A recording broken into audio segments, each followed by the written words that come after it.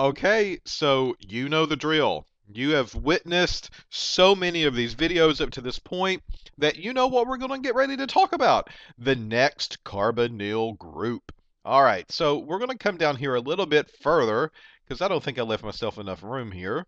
And we're going to talk about the next carbonyl group that we need to learn about. And this carbonyl group is called the amide. A-M-I-D-E. Now, the amide is very similar to the amine. And we're going to talk about each one of these because honestly, if you can pick up what an amide is, you can also pick up what an amine is as well, or an amine.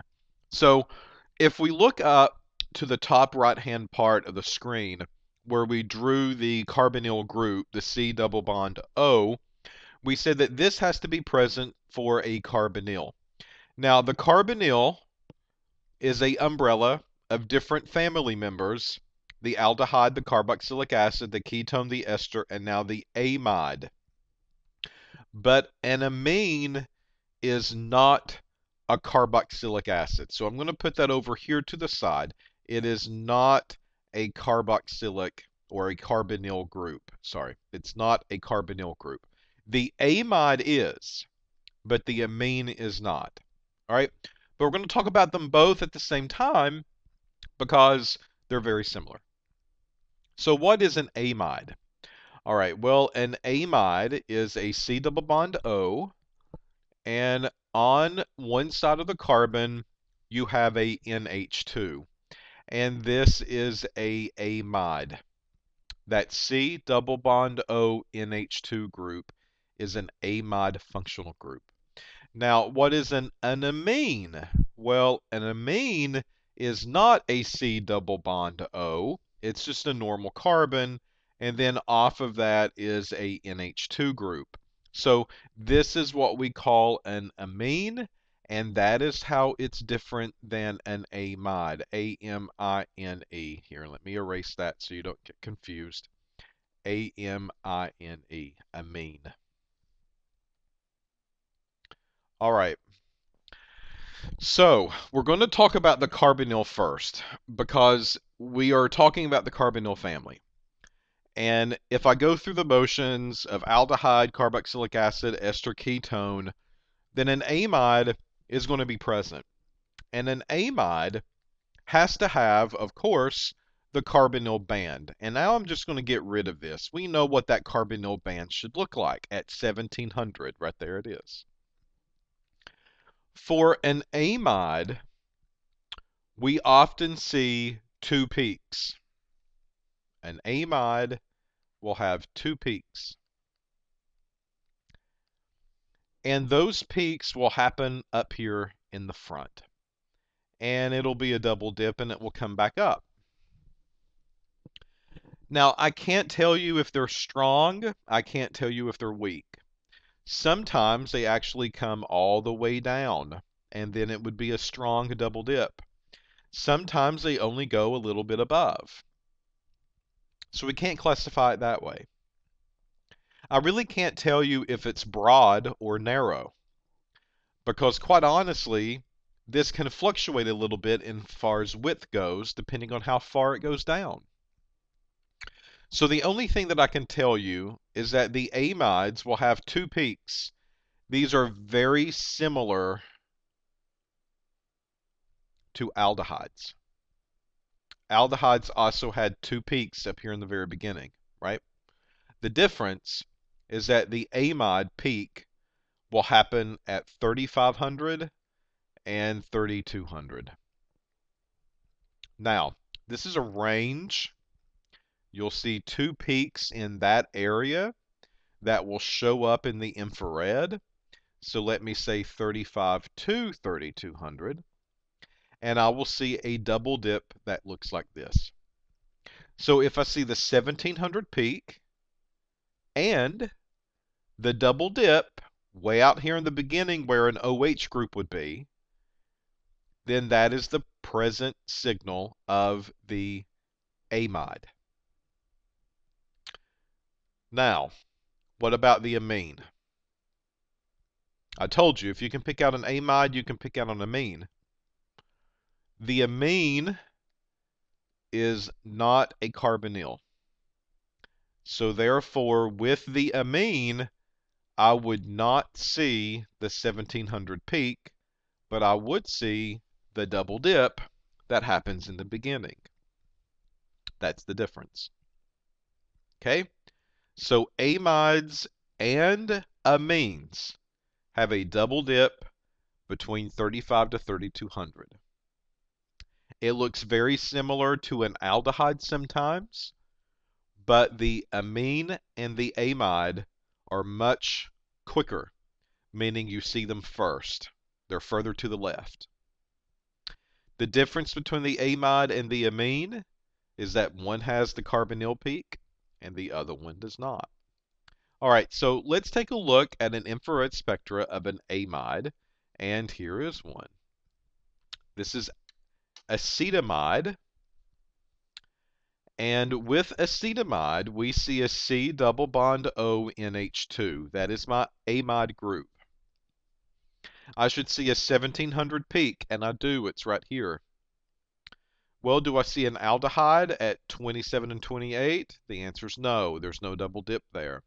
Do I see a carboxylic acid? No, because this comes down, but it needs to go back up smoothly, and I see a double dip that's here instead of one dip that comes down and up.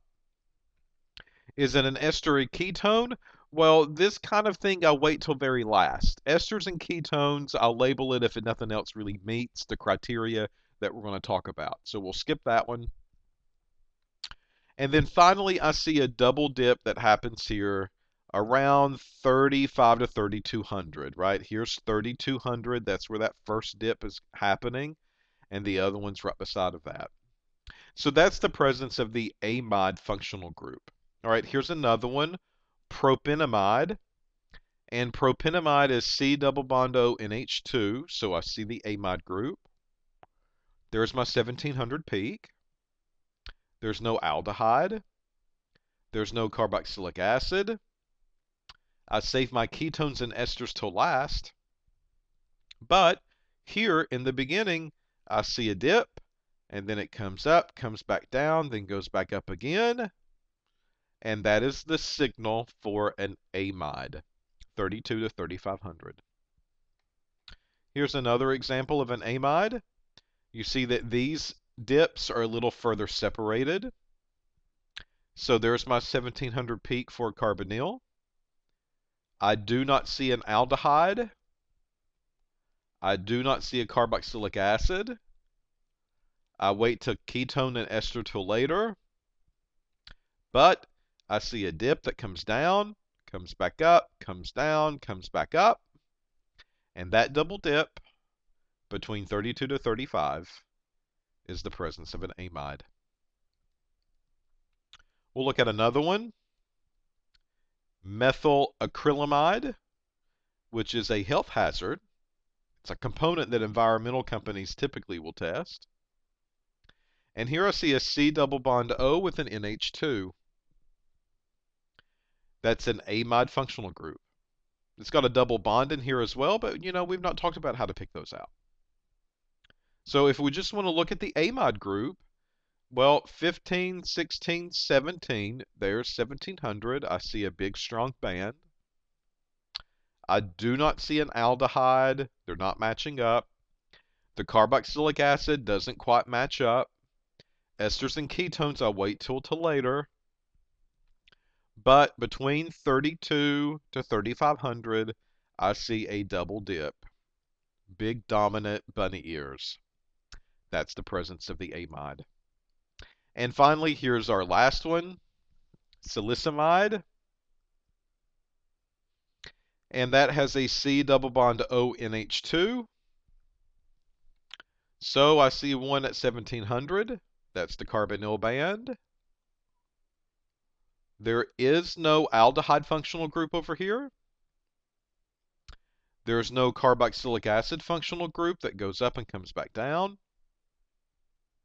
I save esters and ketones till later.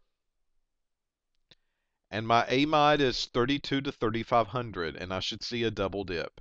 and these are a little bit further away from each other, but it's still a double dip. So there is my NH2 group, which is the presence of an amide. All of these would be amines if I did not see the 1700 peak. So if the 1700 was not here, but I saw that, that's an amine.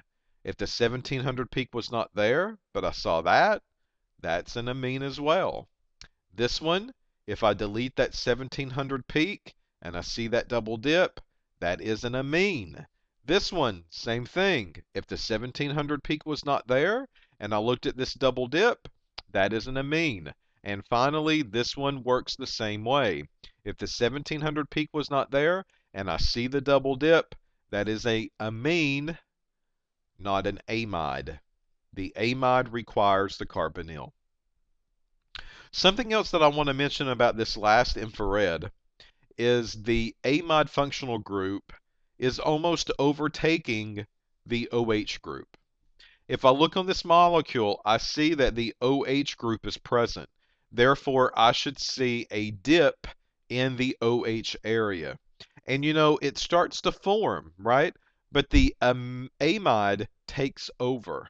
The double dip takes over the OH group. So this one would be kind of tricky. If I gave this infrared to you on a test or a quiz, and I say what functional group is present, and you just tell me amide, I've got to give you credit for it. Because there's no way on here that we know an OH group is present. It doesn't even look like an OH dip that we saw in the very beginning of the lecture series, right?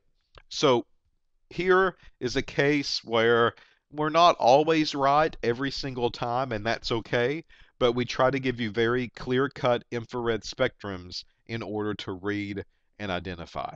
So again, I don't make it tricky, okay? So that's where this video is going to stop. We've got some other functional groups that will come around, but we are finished now with carbonyls. Aldehydes, carboxylic acids, ketones and esters, and amides. There's one other type of carbonyl that's out there. We'll save that one till later, but we're going to move on and we're going to talk about other functional groups now that might be present in an infrared spectrum. So stay tuned. There's plenty of more of these to come, and that's why it's taking us close to a month to cover infrared spectroscopy.